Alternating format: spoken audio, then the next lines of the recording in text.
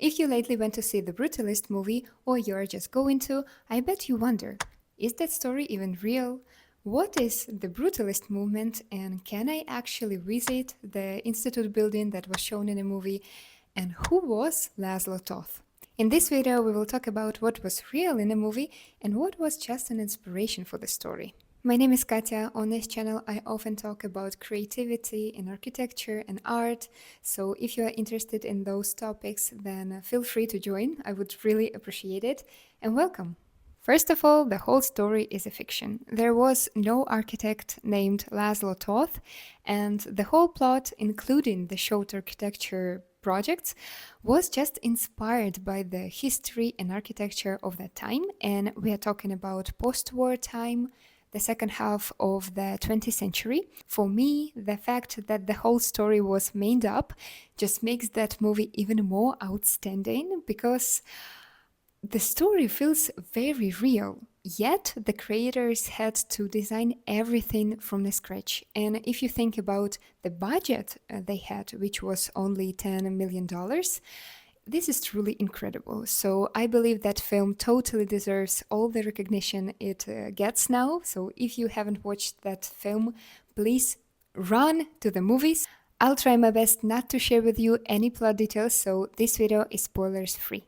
So if the story is not real, who was the author of the institute and the library showed in the movie? And where was it filmed? Judy Becker, the production designer, was the one designing all the Tóth's architecture and furniture pieces we see in the movie. She designed the institute building as a whole, and she did it without the help of actual architects, which for me is just mind-blowing, because I'm an architect and I know how challenging it can be to design a building, and she just managed to do so. According to her interview, she was of course given the script which mentioned the symbolism Tóth's architecture should represent, but shape, look, and most importantly, the influence the building would have on the visitor if it could be actually built was totally her creation, for which she used the layout of World War II concentration camps.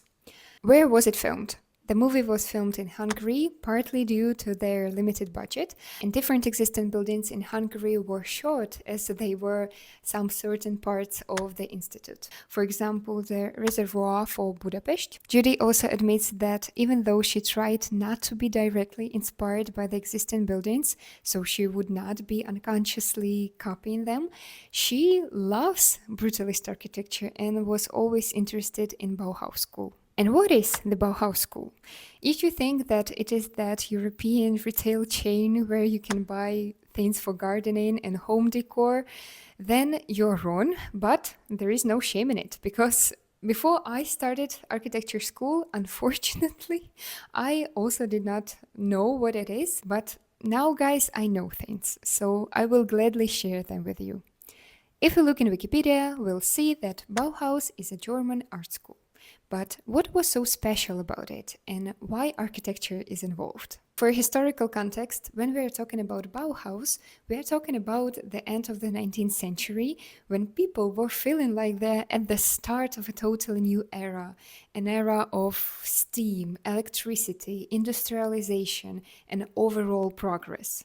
They were expecting the new future, and of course they believed that it would be a happy future where art and design and architecture and, most importantly, technology would come together and help build new society. And in that happy new society, everyone could use benefits of a progressive world. At that time, Walter Gropius creates or starts the Bauhaus school. Very important to mention that Bauhaus artists believed that their goal was to achieve Gesamtkunstwerk, which translates from German as total work of art. And that total work of art would use all the art forms, and finally, art and engineering would come together unified in design. As we are talking about unification, all art forms, of course, students of the Bauhaus were taught textures, colors, materials, like everything. That's the reason why the Bauhaus school has impacted product design and furniture and clothes and typography and visual arts, because students were really believing in unifying everything and created this total work of art. And what also combines all the above mentioned forms of art? Of course, architecture. And who would manage that process? Who would be responsible for balancing art and technology, and who is by definition severed between technical, radical, and artistic, expressive way of doing things? Of course, architect. And the character of László Tóth is an architect who comes from a school like this. Even though the Bauhaus was very revolutionary from historical decorative architecture, it was still very formal. In Bauhaus, we see use of clear geometric forms and shapes. It has very airy aesthetics with using glass, with using clear colors, especially white. And that's why we see that modern library and that beautiful furniture piece, the metal chair, at the first half of the film, because the Bauhaus is somehow Laszlo's starting point. But through his developing into brutalist architecture, which is something different from the Bauhaus school, we see his personal development as a character. Life obstacles changed his vision, and I can't help but admire that film, as it is not just a very powerful human story, but also it is so historically and artistically accurate. So the institute, which we now know never existed, was designed as a brutalist building. So what is the brutalist style? And again, for the historical context, brutalism represents the post-war era. And of course, it reacts to the time it was built in. And by that, I don't mean the reaction just to economic needs the humanity met after the war, like, for example, the need of the social housing, which costed way less, but also the reaction with expressive methods. So brutalist architecture uses rough and exposed and raw materials, very commonly concrete, so it could look very cold and dominant, totalitarian, brutal, and at the same time honest and equal, stoic and powerful. And I believe that the brutalist architecture is in some way the perfect style the character as László Tóth would use to express his feelings and experiences he had during the Second World War as a Jewish. And if Tóth never existed, then who was the prototype for that character? When I watched the film in the cinema, the first name that popped up in my head was Louis Kahn, but as László Tóth is based on several historical characters, then the prototype would be not just Louis Kahn, but also Marcel Breuer and probably Paul Rudolph. And who are they? Louis Kahn was also a Jewish brutalist architect, but unlike László Tóth, he did not emigrate to the United States as a grown-up, but with his family as a kid. If you're interested, I recommend you to watch his son's documentary film about Kahn's life and buildings. I believe that that film could really help you to understand brutalist architecture as a whole and what it could represent.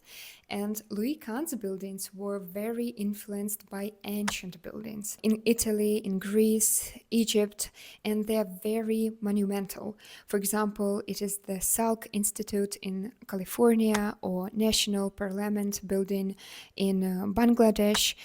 Also, the Kimball Art Museum in Texas. So go check it out. I understand that brutalist architecture is not very beautiful for some people, and people don't see it like that. To be honest, I'm one of those people. I also do not like brutalism much. But I guess it's great to discover something new and to always challenge our understanding of the world. The other name I mentioned was Marcel Breuer, who was a Hungarian architect and furniture designer. He also moved to the United States, but again, unlike László Tóth, he did it before the war. I believe that his Vasily chair was the prototype for the furniture in a movie. And also Paul Rudolph was an American architect who was also very influenced and inspired by architectural modernism, which was brought by Bauhaus students and European refugees. So I guess he also served as a prototype for László Tóth. My final thoughts for the movie: please go watch it if you still haven't done it.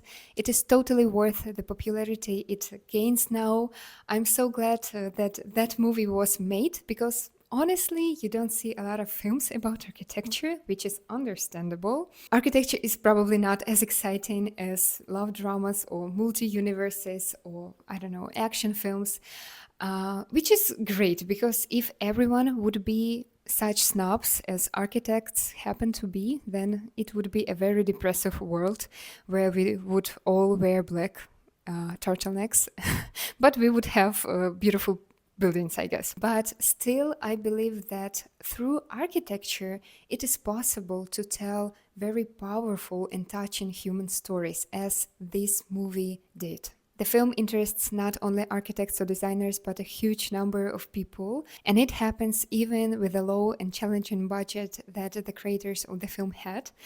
Again, my applause to the creators. I guess it's a beautiful example that love and passion and talent and human mind can create incredible things. The only goal I hope to achieve with this video is to popularize art and good cinematography. So I thank you so much for watching this video. I hope you enjoyed it, as well as I hope it helped someone to get closer to the beautiful world of architecture. And that was it from me for today. I hope I'll see you soon. Goodbye.